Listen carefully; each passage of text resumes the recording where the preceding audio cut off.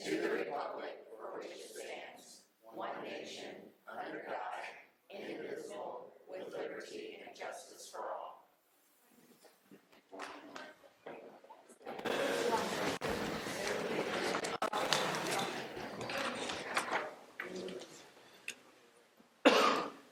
Truth and Taxation hearing.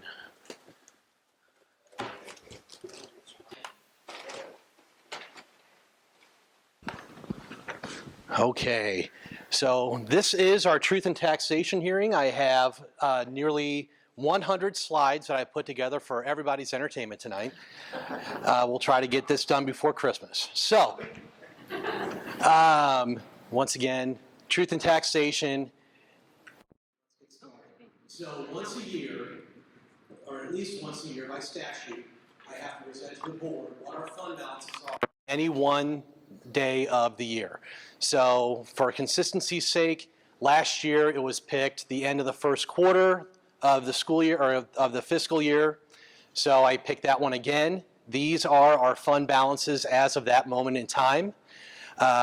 In the future, I'll probably do a July meeting or a August meeting when we have all of our expenditures put in the books so that before new money comes in, all of our old money is still sitting there. That would be our true fund balance in that time period. So we'll get it twice this year. How about that? How important is the annual levy and local funding for our community and for our school community, excuse me. Our local revenue is estimated to represent about 45% of our total revenue that we will receive this year. So a portion is generated from fees, payments, interest that's earned on our accounts. CPPRT, which is a corporate property tax, and a major source is our local revenue through the property tax extension. The state of Illinois is expected this year to provide 49% of our school district's annual revenues through evidence-based funding, that's our EBF, and our categorical funding, transportation claim, and our early childhood grant. The transportation claim continues to shrink, if you'll remember from one of my previous reports. And finally, the federal government is expected to provide just over 6% of all revenue this fiscal year. This has shrunk from last year's 12%, and it is almost guaranteed to shrink again next year because the administration has already said that they will be doing away with Title II, Title IV. Special ed is predicted to stay the same level of funding, but that remains to be seen. And Title I will also be cut, unfortunately. So the programs that serve our students with greatest needs are in jeopardy, if not already cut. So that money has to come and made up somewhere. So the levy process is incredibly important. So you'll hear me say this often tonight, equalized assessed value. So I get out of the tongue twister, I will be calling it the EAV. But for last year, our equalized assessed value, the value of all real property within our district boundaries, was just under $321 million. So with that, what levies do we ask the county to collect for us through the extension?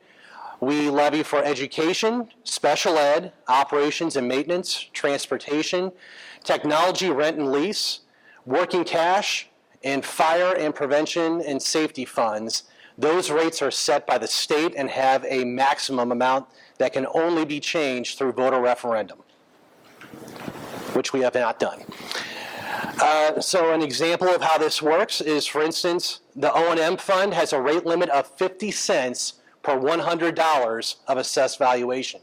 In 2024, the district levied, there's some key terms here, levied 1.6 million and change in the O&M fund. So to understand how that works, the formula used is our EAV, which was again just over 300 or just under 321 million, times 50 cents divided by 100. And you'll see that we're almost right at 1.6 million. However, what we levied is more than what was extended to us and given to us by the county. We'll get into that in a second. So these are those fund rates for our restricted funds. Education is $1.84, O&M is 50 cents, transportation 20 cents, special education 4 cents, our technology lease is 5 cents, working cash is 5 cents, and fire prevention and safety is 5 cents. And again, the only ways that we can alter that is through vote or referendum. So this is how the process should work. We should be able to get our final EAV in March or April of each year. At that point, all the taxing bodies, including us, should be able to simply multiply our rates by the EAV and get what our extension should be. There should be no guessing. That is not how this works. That would be too easy and make too much sense. How the levy process actually works is we do our levy in December. We gather information from the county assessor in November. We look backwards and see what our rates were, what our EAV was, and try to find trends. So the EAV, the final EAV for 2025 is not released until March or April. We just get the tentative EAV in November. So there's quite a bit of time that passes for it to be adjusted. So with us not knowing what we have to have by our December 30 deadline, our last Tuesday of December, we have to estimate what we think the EAV is expected to be. How much growth will the EAV have before we get our final numbers? If we overestimate that EAV, the actual EAV given to us in March will be applied to the tax bills. So if we guess too high and it comes in lower, that number is what's applied. If we underestimate, say that we estimate like we currently think that the outer limits of that growth is 12%, but it comes in, or excuse me, that's what we're guessing, is that it'll come in no higher than 12. If we shoot too low and we guessed 6% and it came in at 9, we would be missing out on 3% of revenue that we could have used for our students. So it's always good to guess too high. There is no penalty to guess high, and it does not affect your tax rate. The actual rates are applied to the actual EAV, not what we guess high. So to estimate in a reasonable manner, there are factors that give us some indication as we might expect for our EAV in the 2025 tax year. So once again, we look back at what previous EAVs were.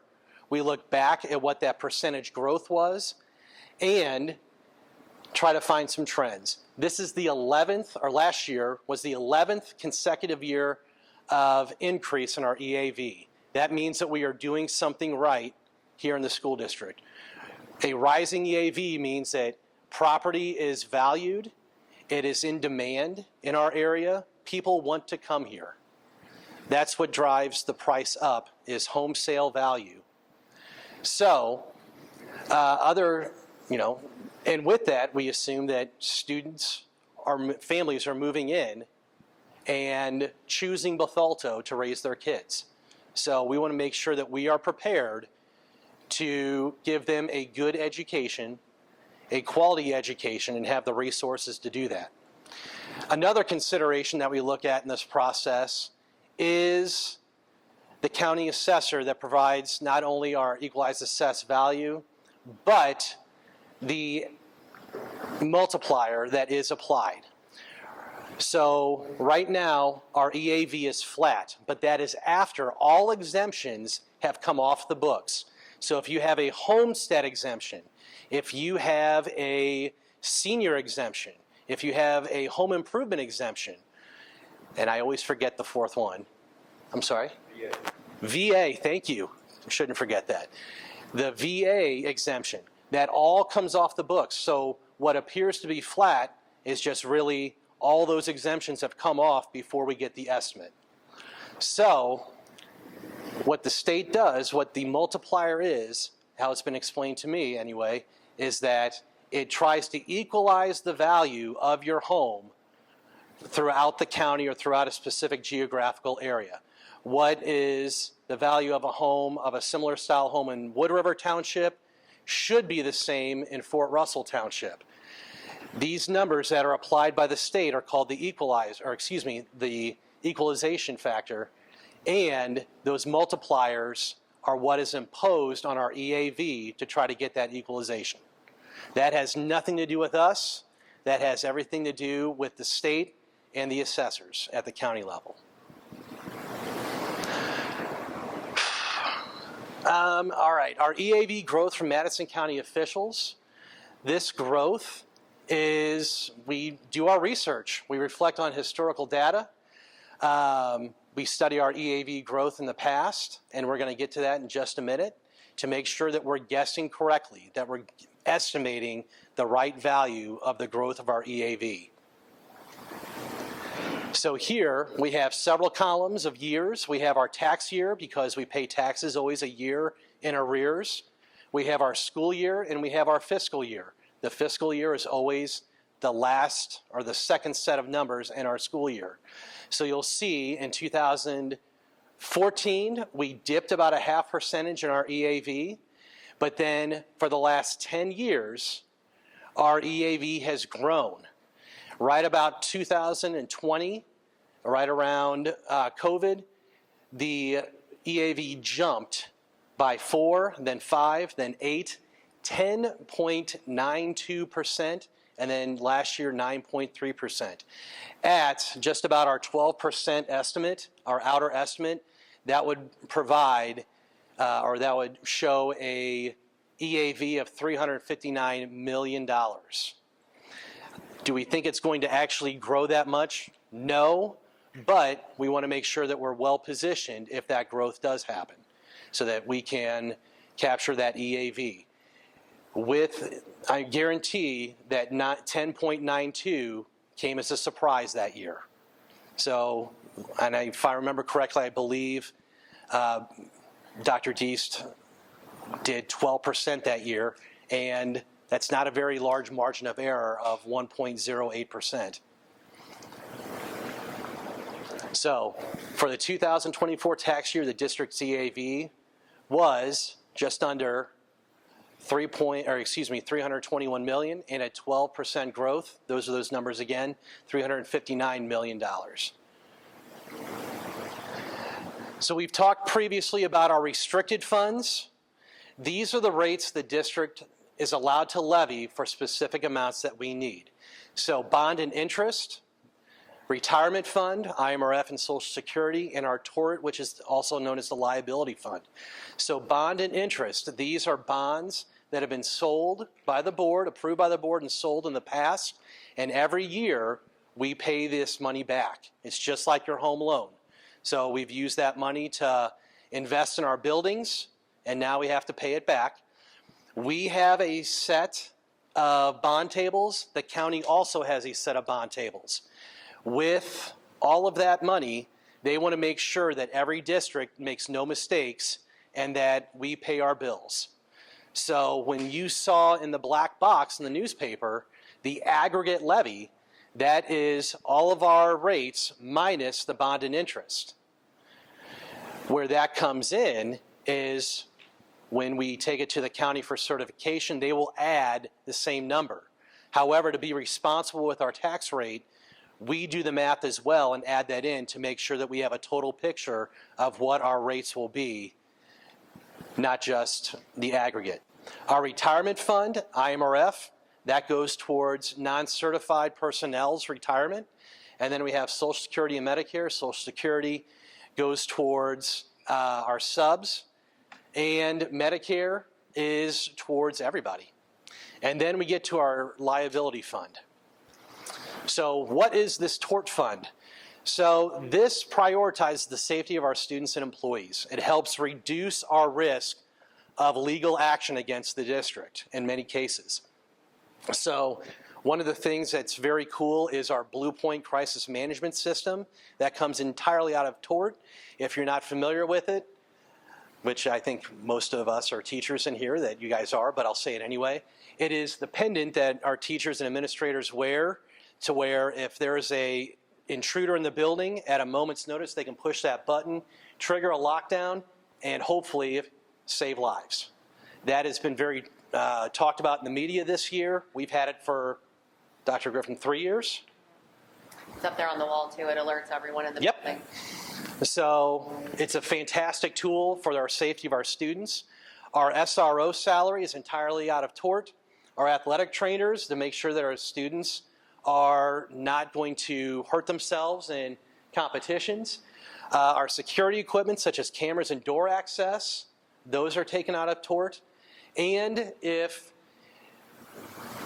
teachers and other staff members have responsibilities that could result in injury, and we try to make sure that they take care to mitigate that possibility. So if there's a chemistry teacher that's doing an experiment, we want them to make sure that goggles are worn, safety equipment is worn.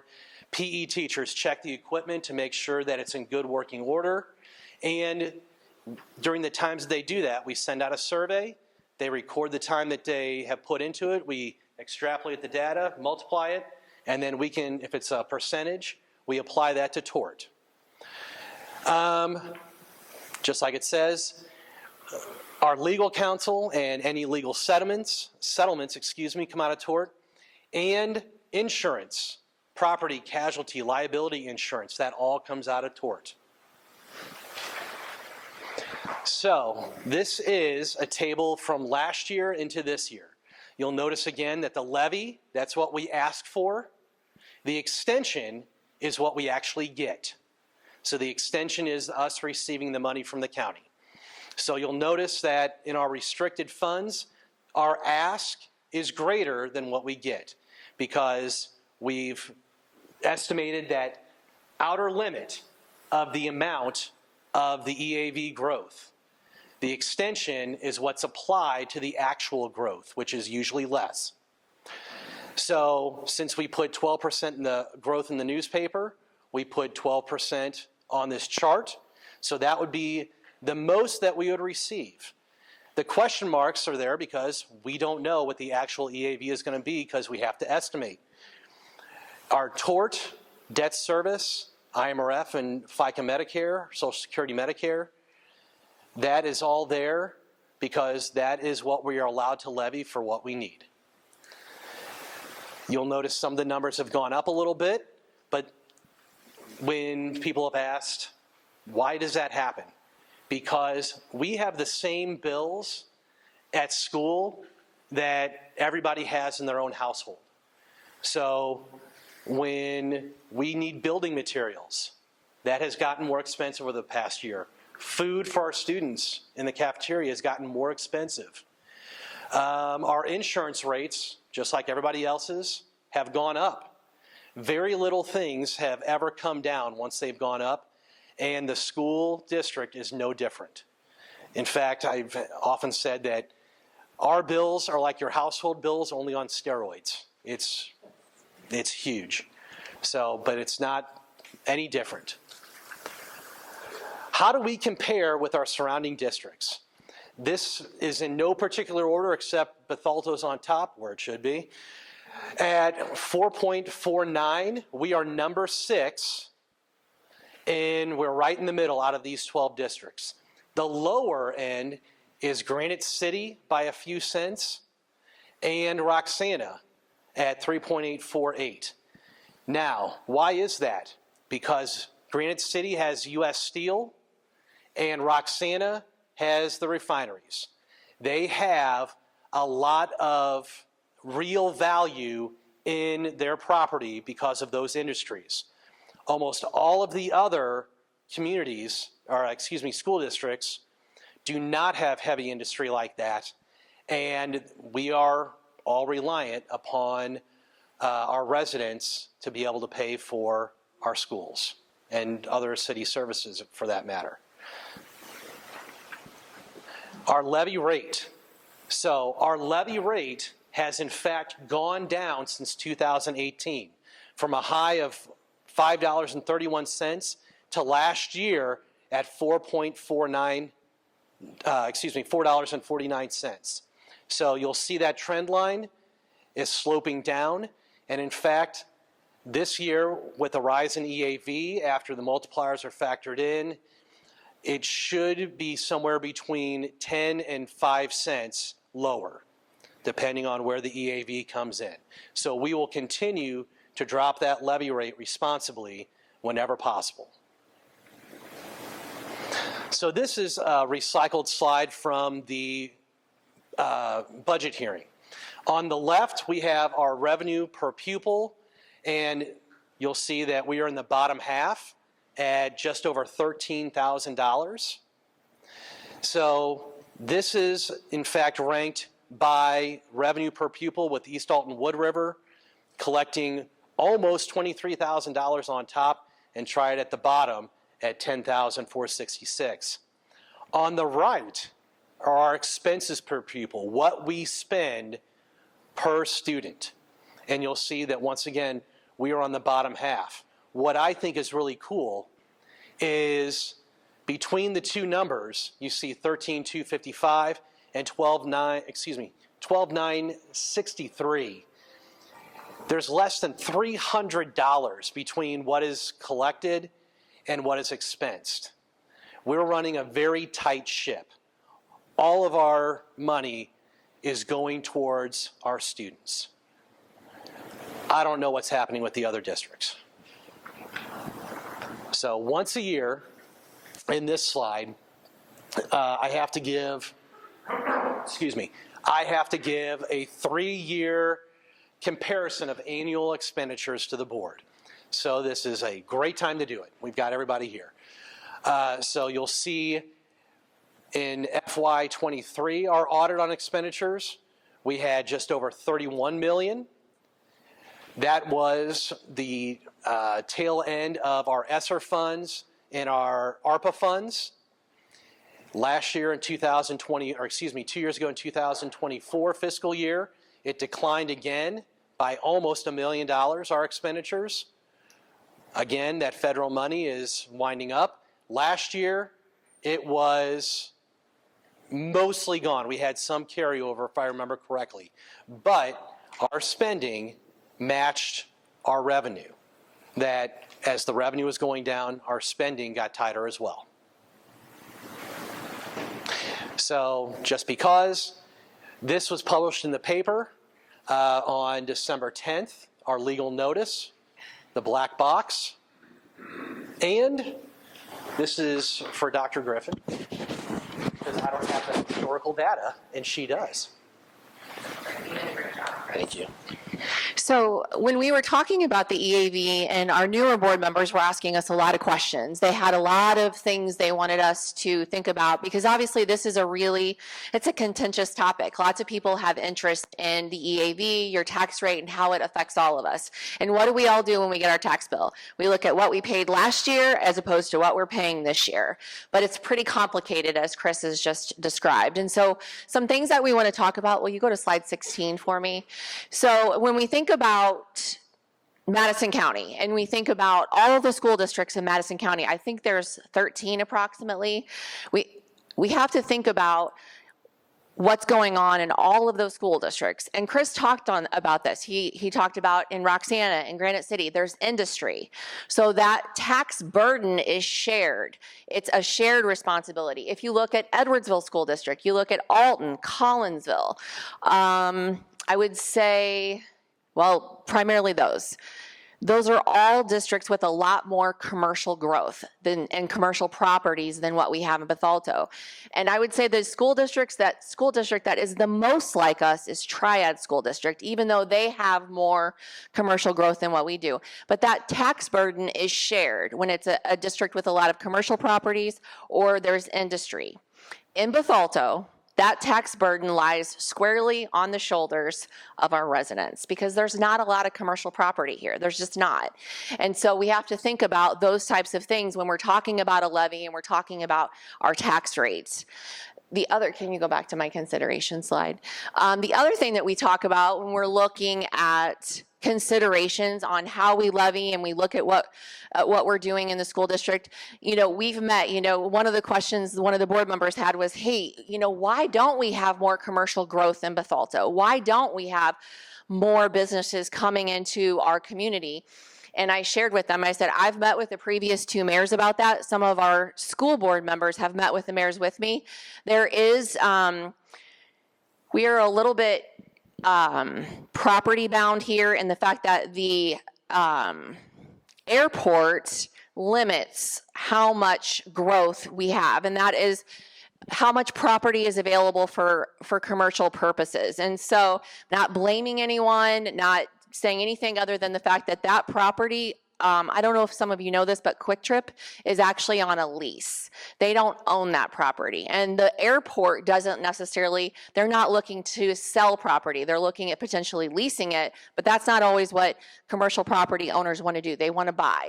And so when we meet with our mayors, they're struggling with this too. They want to bring in a hotel. I can't tell you how many times in 10 years I've heard we were going to get a hotel in Bethalto by Walgreens. We still don't have a hotel in Bethalto. The other thing that we talked about, and Chris did a great job of explaining this, but the amount of money that we spend per pupil and the amount of money that we're taking in per pupil. He said it's within $300. And I explained to the board, you should be really proud of that, because essentially what we're doing is we are living within our means. And I can't say that we've always done that here. And we'll talk about that a little bit later. But when we think about the education that our students are getting, we're going to be recognizing some of them later. We just had, our high school was just named exemplary for the first time in our history. We have the highest graduation rate in the entire county, and is at our conference as well. I think it was the conference, the MBC, and our county.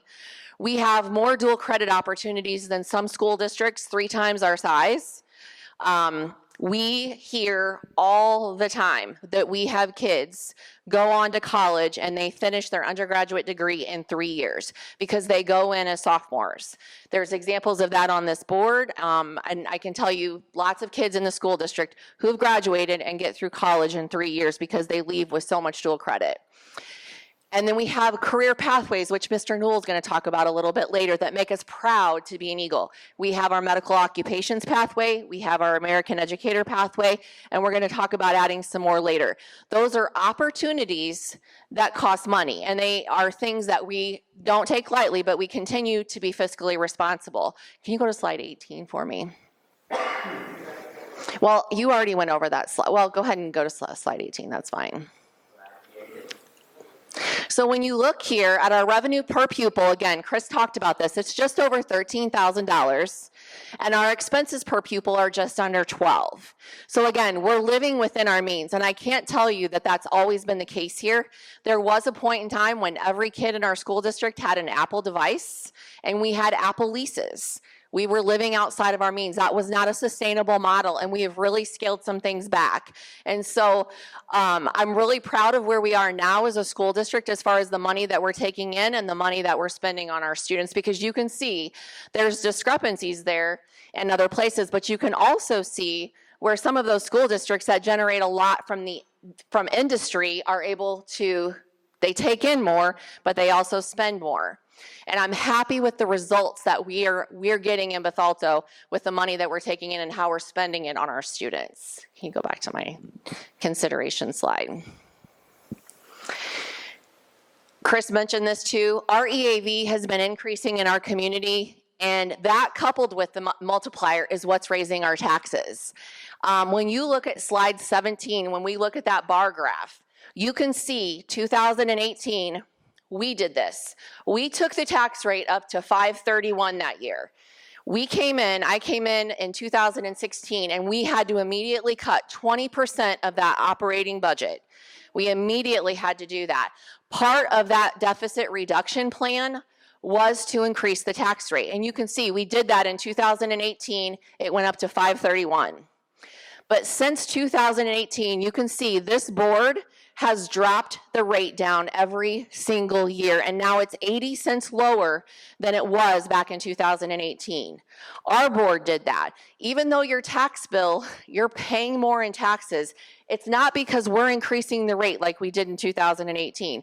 We are dropping the rate, but it's because of EAV growing, and it's because of that multiplier, which we have no control over. That's the Illinois Department of Revenue. We have no control over those two things. That's what the end result is. We're all paying more, but it's not because Bethalto School District is raising the tax rate. So I just want to put that out there because I think that's misinformation that sometimes is circulated. And I think my last point, well, you talked about this too. Obviously, you're paying more for a gallon of milk, we're paying more for a gallon of milk. All of the increases in the cost of living are being passed on to us. We're not exempt from any of that. And so we're experiencing those same increases. And then finally, something that we did this year was Dr. Smith became our residency police. And I'm really proud because we spent a lot of time this year. We had been doing registration online, and I think because we were doing it online, we had a lot of students that were getting in to our school district who did not legally live here. And so one of the things that we did was we really cracked down on residency because there's only so much money to go around. And when you have people in you have students in your school district who don't live within your school district, that money is spread we're spreading it even thinner. And so one thing that we did this year, and it was spearheaded by Dr. Smith, she did a fantastic job. I mean, she went out to houses, she was checking people's residency, cross-checking with what they were turning in. And I know at this point, I think we're over 31 students who we have said, sorry, but you need to go to your home school district because it's not here. And so, you may think that's a small thing, but it takes a lot of time to do those types of things because people are trying to get into your school district and they don't necessarily live here. And so we're really proud of the fact that we're trying to make sure that the children that live in this community are educated in this community. And then finally, the last slide, just some economic considerations. Moving forward, and Chris touched on this, we are going to see a cut in federal funding. I just attended a session in Chicago with the Illinois State Board of Education, and they talked specifically about title funds, and they also mentioned special education as a possibility. It'll be hard for them to cut special education, but we'll see what happens. Those grants, we have people in those grants for Title I and Title II. We have people that are paid in those grants. Those positions are going to have to be absorbed somewhere in our budget. Our goal moving forward is to forecast which jobs we can absorb through attrition due to enrollment decreases potentially at the elementary level, and then those that we cannot do without, and we're going to talk and hear about that a little bit later. When we're working to provide potentially an additional college pathway, that might require us to hire an additional person. But then again, we're going to continue to look at enrollment and make sure that we're making decisions that fiscally make sense. The other thing that we have on the horizon is a significant purchase of a new camera system across the school district.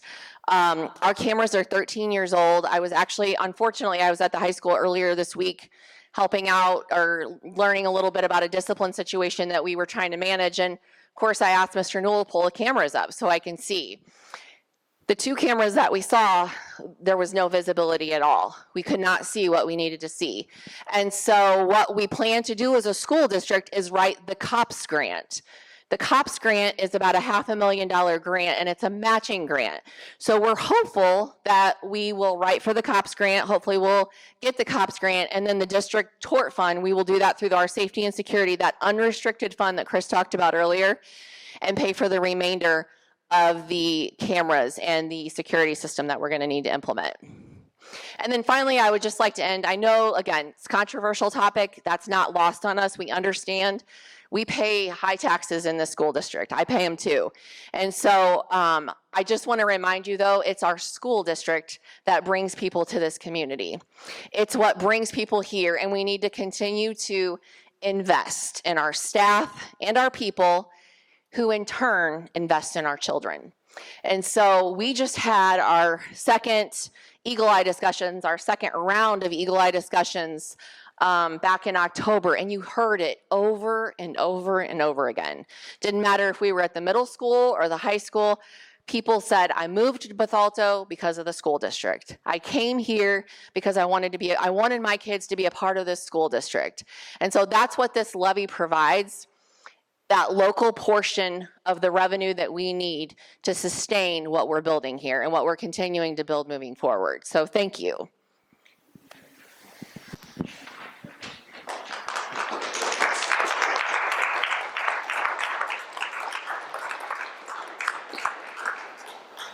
Any questions?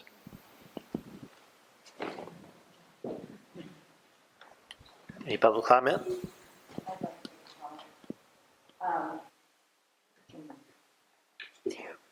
Hi. No, just kidding.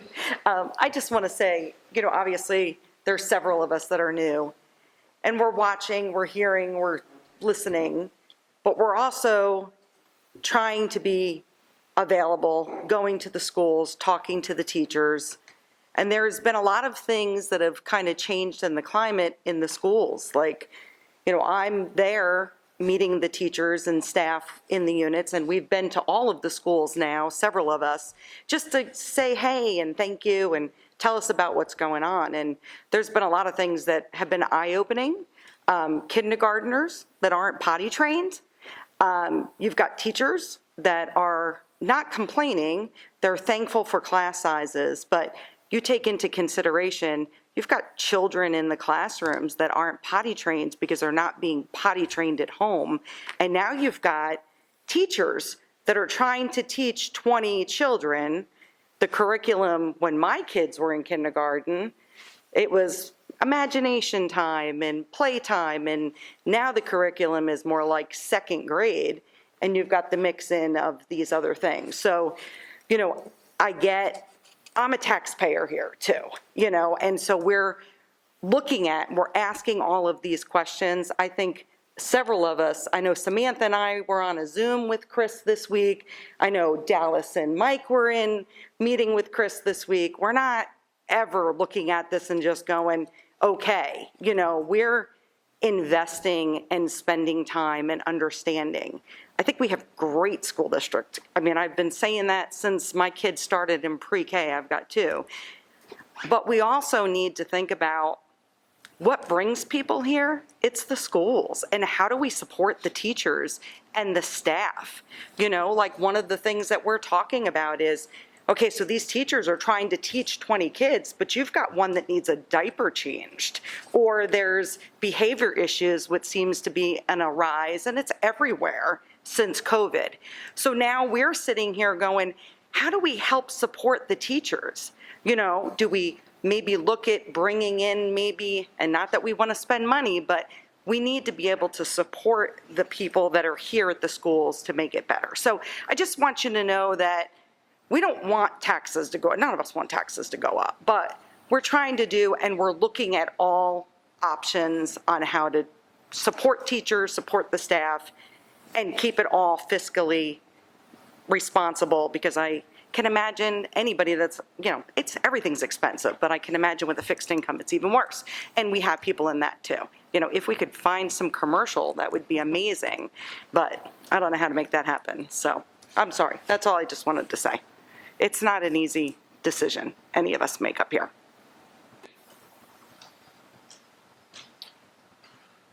Okay, I need a motion to adjourn the public hearing. Motion. Roll call. Kirby? Aye. Richard? Yes. Zimmerman? Potter? Yes. Rosie? Yes. Wolfle? Yes. Weiser? Yes.